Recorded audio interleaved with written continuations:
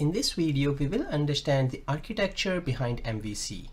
MVC architecture separates the application into three main components: the model, view, and the controller. Let's take a look at them individually. First, let's take a look at the model.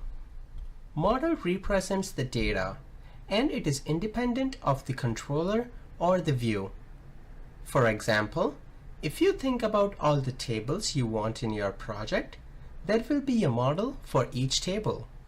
There are more complications like all the programming language, but we would like to keep it simple for now.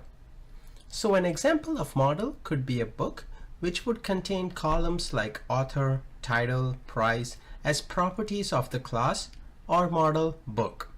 So every model would be a table, and the properties of that model would correspond to the columns of that table. Then we have the next component, which is view. Views are the components that display the application's user interface. It decides on how UI would look like. In our application, we would use Razor framework, which would integrate C# code along with HTML. And we would also take a look at new concept in ASP.NET Core, which is tag helpers. So whenever we talk about front end, we would be talking about views.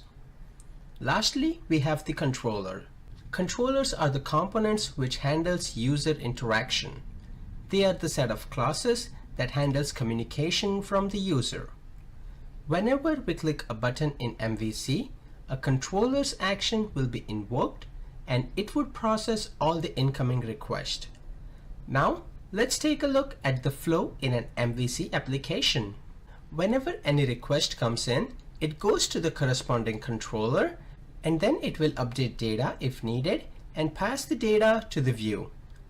View would then display all the data, and it will also get values from the model that will be passed by the controller. This is just an overview of MVC, and as we proceed with the application, we would become more familiar with this. But the key point to notice is that the web request comes in to controller, and then controller will process the model and pass it to the view.